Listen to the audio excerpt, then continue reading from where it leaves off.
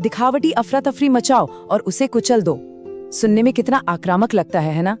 जब भी लोग इस मशहूर प्राचीन रणनीति ग्रंथ के बारे में सोचते हैं तो उनके दिमाग में ऐसी ही निर्दयी और तबाही मचाने वाली छवियां उभरती हैं। अक्सर यही माना जाता है कि ये एंशिएंट टेक्स्ट बिना सोचे समझे हमला करने का एक रूथलेस मैनुअल है। लेकिन क्या सच में ऐसा है? चलिए आज इसकी सच्चाई की गहराई में उतरते हैं, क्योंकि असलियत इससे बिल्कुल अलग है। देखिए, यहाँ ना ट्रांसलेशन यानी अनुवाद की एक बहुत बड़ी गड़बड़ी हुई है। एक तरफ है कुचल दो, जिसका सीधा मतलब है पूरी तरह से नष्ट करना, और दूसरी तरफ जो इसके असली शब्द थे उनका अर्थ है उन्हें जिंदा पकड़ लो या बिना नुकसान पहुंचाए काबू में कर लो। ये एक छोटा सा शाब्दिक फर्क पूरे दर्शन को ही बदल देता है। ये साफ दिखाता है कि इनकी असली विचारधारा तबाही मचाने की नहीं, बल्कि संरक्षण यानी बचाव की पैरवी करती है। आज के इस विश्लेषण में हम इसी विषय को एक बिल्कुल नए नजरिए से समझने वाले हैं। हमारा मकसद इन युद्ध वाले शब्दों के पीछे छिपे उस गहरे, मानव केंद्रित और मनोवैज्ञानिक ज्ञान को उजागर करना है। वो ज्ञान जो सदियों से गलत अनुवाद के पीछे कहीं छिप गया था। ये एक ऐसी रणनीति है जो हमें सिखाएगी कि सच्ची जीत हमेशा ताकत या आक्रामकता से नहीं मिलती। और इस सब का मूल स्रोत है सुन त्सू की लिखी हुई द आर्ट ऑफ वॉर, जो 6वीं शताब्दी ईसा पूर्व में लिखी गई थी। अब आप सोचेंगे कि ये तो सेना और युद्ध पर आधारित है, तो हमारे क्या काम की? पर इसका सबसे बड़ा चमत्कार यही है कि आज की आधुनिक कॉर्पोरेट लीडरशिप और हमारे व्यक्तिगत विकास में भी इसके नियम उतने ही सटीक बैठते हैं। ये सिर्फ युद्ध जीतने का नहीं, बल्कि जिंदगी के किसी भी लक्ष्य को पाने का एक बेहतरीन रास्ता है। तो आज की इस चर्चा का एक छोटा सा रोड मैप तय कर लेते हैं।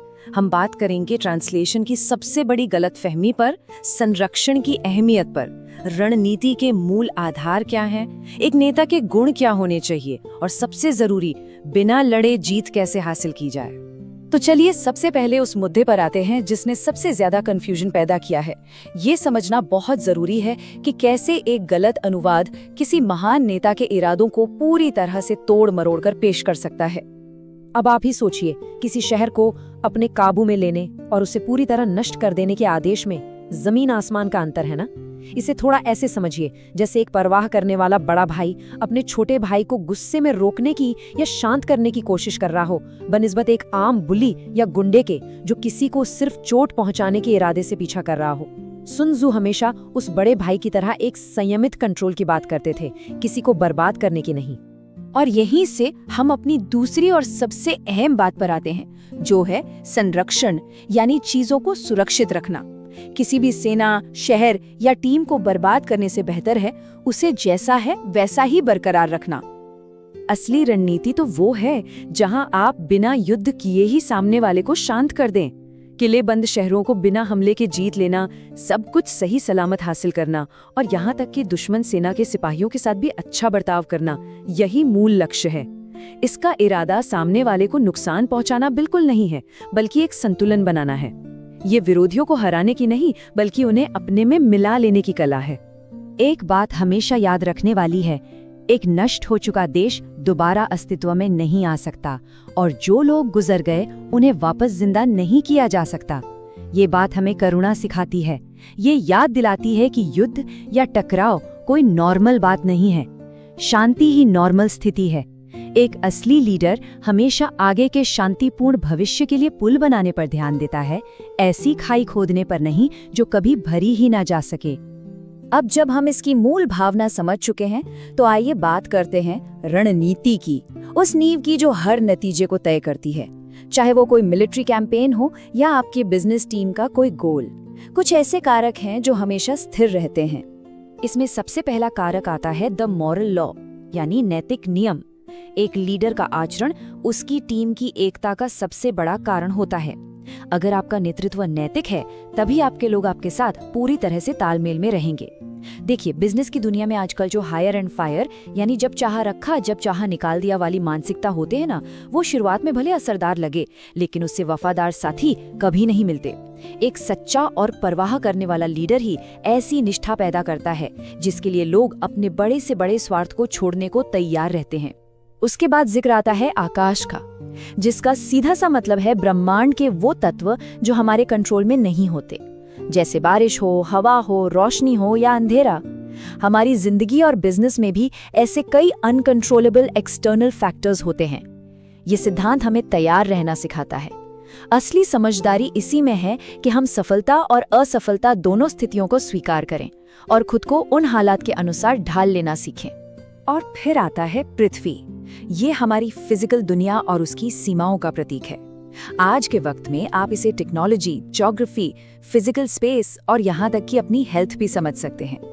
एक सफल लीडर हवा में तीर नहीं चलाता, वो हमेशा जमीन की इन ठोस सच्चाइयों को ध्यान में रखता है, क्योंकि यही सच्चाइयां किसी भी प्रोजेक्ट या कोशिश की दिशा तय करती हैं। ये सब रणनीतियां तभी काम आएंगी जब इन्हें लागू करने वाले में सही गुण हों। तो चलिए अब हमारा ध्यान एक श्रेष्ठ नेता की उन 5 खास खूबियों पर केंद्रित करते हैं।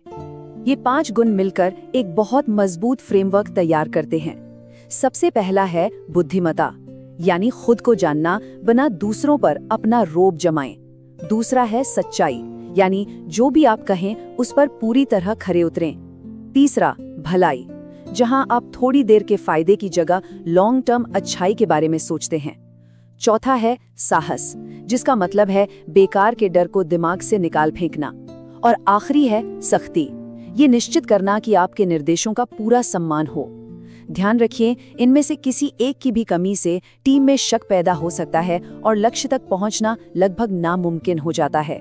ये सभी खूबियां आगे चलकर टीम डायनामिक्स के 4 स्तंभों में बदल जाती हैं: कैरेक्टर, थॉट, एनर्जी और विजन।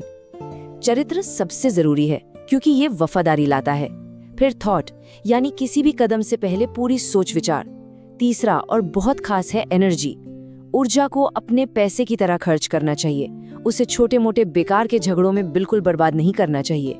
और आखिर में विजन, आपका लक्ष्य इतना क्लियर होना चाहिए जो टीम के साथ साझा हो सके और एक बेहतरीन सामंजस्य बन सके।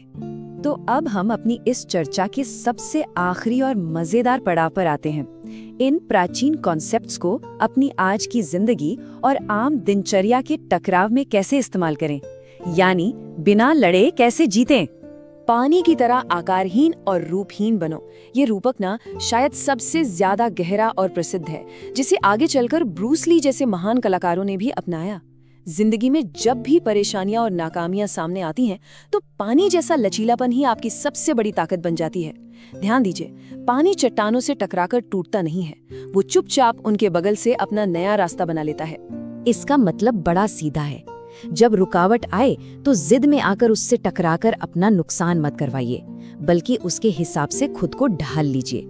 अगर कोई प्लान काम नहीं कर रहा तो तुरंत प्लान बदलिए, अपना गोल नहीं। जो पेड़ बहुत ज्यादा कठोर होता है ना, वो तूफान में जल्दी उखड़ जाता है, लेकिन जो हालात के हिसाब से झुकना जानता है वही आखिर तक टिकता है। कहा जाता है कि अगर आप खुद को और अपने विरोधी को जानते हैं तो आपको 100 युद्धों के नतीजे से डरने की जरूरत ही नहीं। इसे आज के नजरिए से देखें तो हमारा दुश्मन अक्सर कोई दूसरा इंसान होता ही नहीं है, बल्कि हमारे अंदर बैठा हमारा खुद का अहंकार, हमारा आलस्य या हमारा डर ही सबसे बड़ा दुश्मन है। जब तक हम पूरी ईमानदारी से अपनी कमजोरियों को नहीं समझेंगे, तब तक असफलता हमारा पीछा नहीं छोड़ेगी। सेल्फ अवेयरनेस यानी आत्मज्ञान ही आपका सबसे बड़ा हथियार है। और हाँ, अपने कदम सिर्फ तभी आगे बढ़ाएं जब आपको फायदा साफ दिख रहा हो। इम्पल्सिवनेस यानी जल्दबाजी में बिना सोचे समझे आगे बढ़ना आजकल एक आम बीमारी सी बन गई है। हर छोटी बहस में कूद जाना या हर बात पर तुरंत रिएक्ट करना जरूरी थोड़ी ना है। एक समझदार लीडर अपने कदम तभी उठाता है जब जमीन मजबूत हो और वक्त बिल्कुल सटीक हो। याद रखिए, धैर्य हमेशा जल्दबाजी पर भारी पड़ता है। तो घूम फिरकर हम वापस उस सबसे मूल और शक्तिशाली सच्चाई पर आ जाते हैं कि युद्ध की सबसे महान कला वही है जो विरोधी को बिना लड़े ही हरा दे। अक्सर जिंदगी में आपकी सबसे बड़ी ताकत आपका वो संयम होती है जो आपको एक बेकार के झगड़े से दूर निकाल ले जाती है। बेवजह की लड़ाइयों को नजरअंदाज करना ही इंसान को सच्चे मायने में अजेय बनाता है। अहंकार हमेशा झगड़ा करके जीतना चाहता है, लेकिन बुद्धिमानी हमेशा शांति चाहती है। तो अपने इस विश्लेषण को हम एक बहुत ही गहरे सवाल के साथ समाप्त करते हैं। एक बार इत्मीनान से सोचिए, आप जिंदगी की सबसे बड़ी जीत बिना किसी युद्ध के मैदान में उतरे ही कैसे हासिल कर सकते हैं? ये शांतिपूर्ण और प्रभावी रणनीतियां सिर्फ किताबों के पन्नों में कैद नहीं है, इन्हें हमारी रोजमर्रा की सोच और हर छोटे बड़े फैसले में शामिल किया जा सकता है। ये वाकई में थोड़ा रुककर विचार करने लायक विषय है। हमारी आज की चर्चा बस यहीं तक।